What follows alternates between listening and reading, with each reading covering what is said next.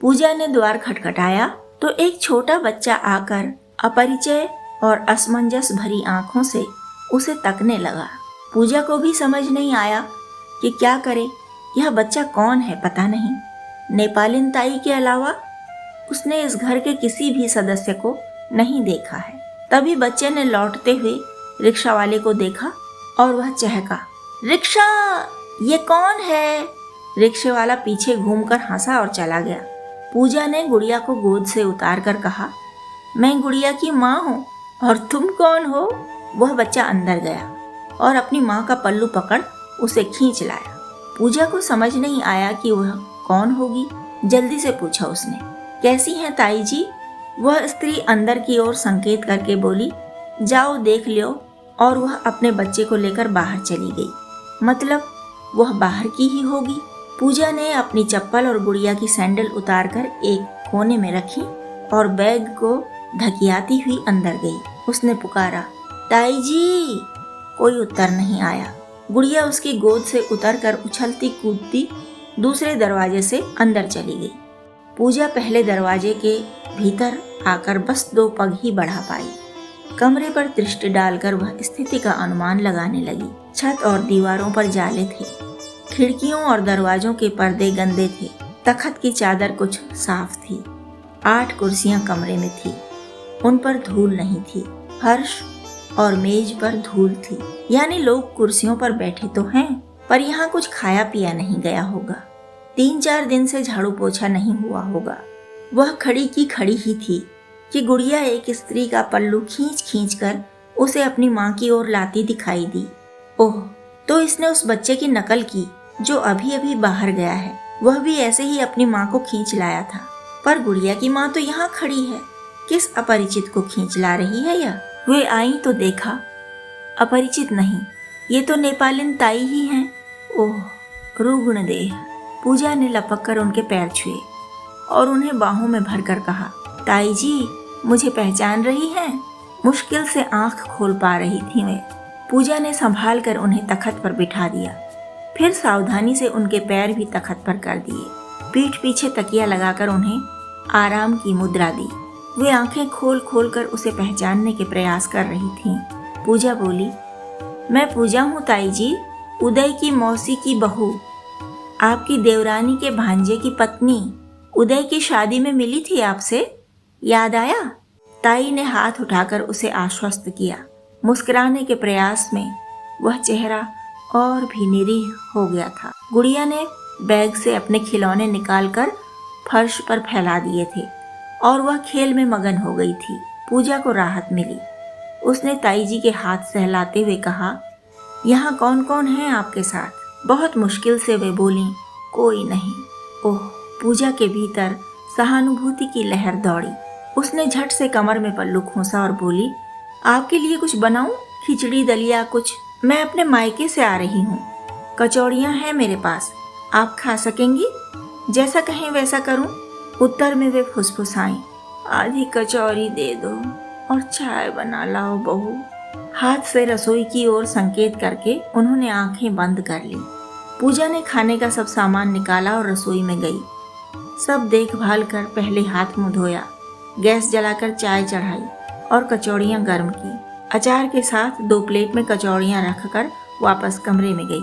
1 plate गुड़िया के पास रखी और दूसरी से ताई जी को खिलाने लगी।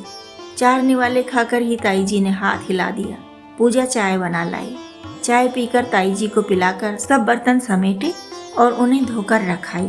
ताई जी के पास आकर उसने कहा, आप अपने कमरे में आराम करिए, मैं थोड़ा घर साफ कर दूं। आपके पास रहूंगी 2-1 दिन अभी। चलिए मैं ले चलती हूँ आपको। पूजा ने उन्हें थाम कर उनके कमरे तक पहुँचाया। उस कमरे की हालत पहले कमरे से कहीं अधिक खराब थी। वहाँ के पलंग, अलमारी, मेज, कुर्सी सब मूल्यवान थे। सामान महंगा था, लेकिन पहले कमरे से कई गुना अधिक धूल और गंदगी लिए हुए। ताई को लेटाते हुए पूजा ने कहा, झाड़ू और झाड़न कहाँ रखे हैं ताई जी?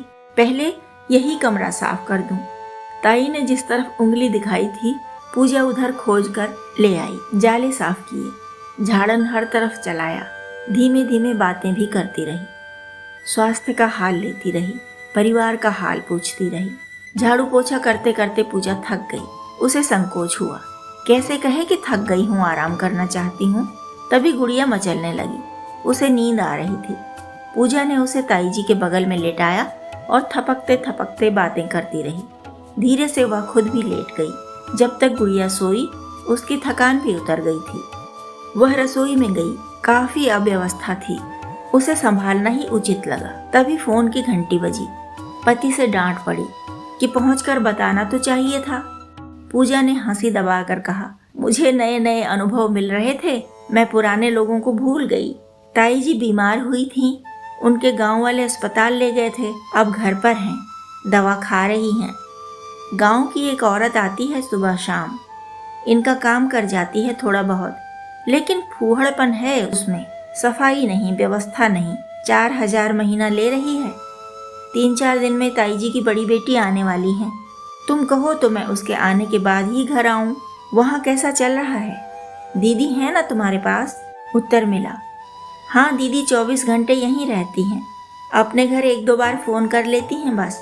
तुम रह सको तो वहीं रह लो, लेकिन मौसी को फोन करके हाल बता देना, वो भी आश्वस्त हो लेंगी। 4 दिन बाद तो आ ही जाना, भले ही ताई की बेटी आए या ना आए। पूजा ने कहा, नमन की कविता सुनाती हूँ।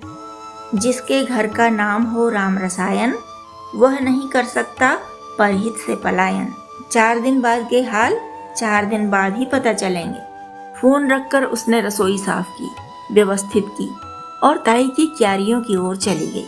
तार बाड़ का घेरा था, इसलिए पहचानने में कोई कठिनाई नहीं थी कि कहाँ तक अपना क्षेत्र है।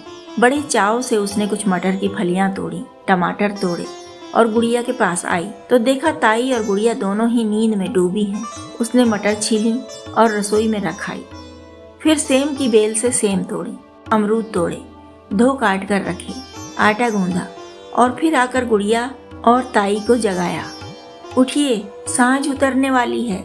काम वाली आई, वह ताई के लिए दूध भी लेकर आती है। पूजा ने शिकायत की कि घर की सफाई नहीं हुई है। काम वाली ने सफाई दी कि दूध लाती है, गरम करती है, एक बार का दाल चावल बना जाती है। ताई के पेड़ पौधे मुरझाए नहीं, यह भी उसे ही देखना है। उठाना बैठाना, दवा पानी देना, दोनों बेरिया 2-2 घंटा लग जाता है। पूजा ने पूछा, ताई दिन भर अकेली रहती हैं क्या? कामवाली ने कहा, गांव की औरतें आती जाती रहती हैं। पट्टीदारी की 2 बेटियां ऐसी हैं जो किताब कॉपी लेकर यहाँ आती हैं और ताई के द्वारे बैठकर बिना कुछ बोले पढ़ती लिखती रहती हैं। ताई को कुछ जरूरत हो तो उनका काम कर देती हैं, किसी को बुलाना हो तो बुला लाती हैं। महीने भर से ऐसे ही चल रहा है। पूजा ने कहा, पर्दे चादरें बहुत गंदे हो गए हैं, ये कैसे धुलेंगे? कामवाली ने कहा, घर पूरा नहीं देखी हो क्या? पीछे वाले नहान घर में मशीन धरी है कपड़ा वाली। पूजा ने राहत की सांस ली और खाना बनाने में जुट गई। अगले दिन सुबह सवेरे उसने वॉशिंग मशीन में पर्दे डाले। ताई के जगने तक सब पर्दे चादरें सूखने के लिए डाल दी गई थीं। कामवाली के सहयोग से पूजा ने पूरा घर चमका दिया था। ताई जी और गुड़िया को दलिया खिलाकर उसने खुद भी नाश्ता किया और ताई जी के पास आ लेटी। गुड़िया कामवाली के बच्चों के साथ खेल रही थी। ताई ने पूजा के घर का हालचाल पूछा। पूजा को अच्छा लगा। उसने कहा, आज आप कल से कुछ ठीक लग रही हैं। ठीक है ना ताई जी? उत्तर मिला, मानुस साथ में हो तो जान में जान रहती है। गांव वाले पूछते ही हैं जितना जिसके बस का है, लेकिन वह भार लगता है बहू। ताई की आंखों से आंसू बहने लगे। पूजा उन्हें मानसिक सहारा देती रही। फोन से मौसी को भी सब हालचाल बताए उसने। ताई जी की बेटी को फोन किया।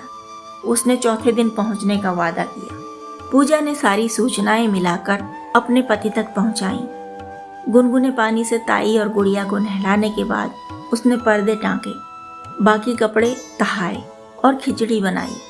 गुड़िया चाव से खिचड़ी खाती है, लेकिन ताई ने आनाकानी की। पूजा ने मान मनोहार से उन्हें दही और थोड़ा थोड़ा अचार के साथ खिलाया तो खा भी गईं। अपने सुजानपुर में होने की सूचना जब पूजा ने माँ को दी तो वे तनिक हतप्रभ हुईं, लेकिन स्थिति को समझते ही खूब आशीर्वाद दिए, खूब सराहा। पूजा बाग बाग हो गई। दिन दिन भर पूजा घर को व्यवस्थित करती, ताई की सेवा करती और बातें भी करती रहती। गुड़िया के लिए यहाँ बहुत कुछ रोचक था। खूब सारे बच्चे, चिड़िया, आंगन, जाने कब कब के पुराने गुड्डे गुड़िया, सुखाए हुए पीले कद्दू, हरी लहलहाती बेलें, अपने खिलौने भी थे ही। मौसी ने झौवा भर खिलौने खरीदे थे भांजी के लिए। 4 दिन खूब चाव से पूजा ने सुजानपुर में बिताए। ताई की बड़ी बेटी सुजाता आई तो उससे लिपट कर रोई। कहने लगी, आप तो माँ के लिए मुझसे भी सगी हो गईं। मैंने आने में देर की और आप 5 दिन पहले ही आ गईं। ताई ने कहा, पूरा घर बहू ने चमका कर रख दिया, तब तुम आई हो बिटिया। यहाँ तो मैल ही मैल फैला था। 4 महीने से पर्दे नहीं उतरे थे। गांव के बच्चे आते जाते हाथ पोंछते रहते हैं। तभी तो बैठक में प्लास्टिक और लकड़ी की कुर्सियां रखी हैं। सोफा पीछे कमरे में डलवा दिया। उस पर तो 20 किलो की मैल चढ़ी होगी। तकिया के नीचे से ताई ने चाबी का गुच्छा निकालकर उन्हें दिया कि जब फुर्सत हो देख लेना। जब पूजा और सुजाता ने पीछे के कमरे खोले तो सचमुच चीकट सोफे दिखाई दिए। पूजा ने कहा, कितने मूल्यवान फर्नीचर और कैसी दुर्गति। सुजाता और पूजा बहुत देर तक घर के रखरखाव के लिए क्या करना होगा और ताई के लिए क्या करना चाहिए, यही बातें करती रहीं। चांदी के फ्रेम में सजी दक्ष हाथों से बनाई गई कई पेंटिंग ध्यान खींच रही थीं। पूजा ने पूछा, किसने बनाई हैं ये? सुजाता का मुख मुरझाया। बोली, मेरे बड़े भैया थे, हार्ट अटैक आया और चल बसे। कला ही काल बन गई। शादी नहीं की। कहते थे गृहस्थी के झमेले में कलाएं नहीं सधेंगी। बहुत अच्छा गाते थे, कविताएं भी लिखते थे और पेंटिंग तो देख ही रही हैं। ये फ्रेम तो पापा ने करवाए हैं उनके जाने के बाद। भैया की याद में हम दिन दिन भर इन कमरों में रोया करती थी। तभी पापा ने इन 2 कमरों में ताला लगाया था। तब से बंद ही रहते हैं ये। उस कमरे में भैया रहते थे, सोते थे और इस कमरे में पेंटिंग करते थे। पेंटिंग के सामान के अलावा यहाँ कुछ नहीं होता था। पापा के रहते शहर से ड्राई क्लीनर आते थे इन सोफों को साफ करने के लिए। कुछ और पुराने दीवान भी थे, उन्हें दीमक खा गई। ये सोफे तो सागौन के हैं, इसलिए बच गए। लेकिन उनका कपड़ा देखिए, कुशन देखिए। पापा को दुनिया छोड़े 7 साल हो गए हैं, तब से इनकी सफाई नहीं हुई। हम लोग भी आ नहीं पाती अधिक दिन के लिए। भैया को गए 9 साल हो गए। जब तक वे थे मैं घर में ही रहती थी। बच्चे छोटे थे, बच्चे स्कूल जाने लगे। इधर भाई का दुख खाने लगा तो मैंने शोरूम खोल लिया अपना। ध्यान बटाने को, समय काटने को काम शुरू किया था। लेकिन अब वही जी का जंजाल बन गया है, गले की हड्डी बन गया है। बंद करूं तो उसके खर्चे का क्या हो? सब यही कहेंगे ना कि जब तक घिसट रहा था खोले रही, जब चलने लगा तो बंद कर दिया। बीमार माँ के पास तक नहीं आ पाई इतने दिन। उधर सुप्रिया का ही हाल क्या कम बुरा है। मेरे तो सास ससुर रहे नहीं, पर उसके हैं और बड़े टेढ़े किस्म के हैं। उन्हें पसंद नहीं कि बहू बार बार मायके जाए तो 2-4 दिन में ही लौट कर आनी चाहिए। घर का बिजनेस है, उस पर भी कोई न कोई काम लादे रहते हैं। माँ की बीमारी का पता लगते ही वह आने की तैयारी करने लगी तो 4 काम उस पर डाल दिए। बात बात में कहा जाता है, घर बर्बाद करोगी क्या? भाभी, क्या करे वह बेचारी भी। हम ऐसी बेबस बेटियां हैं। लोग तो कहते ही होंगे कि बेटियों को माँ की परवाह ही नहीं। हम लोग भी संकोच करते हैं, घर की बातें बाहर किसी से कहते नहीं। घर की बगिया में हरियाली रहे, इसके लिए खुद सूख सूख मरती हैं। हमारी माँ ने भी हमेशा ऐसा ही किया है। कहानी पसंद आई हो तो लाइक करें, सब्सक्राइब करें और दोस्तों के साथ शेयर करें। और हाँ, कमेंट करना और नोटिफिकेशन बेल दबाना ना भूलें।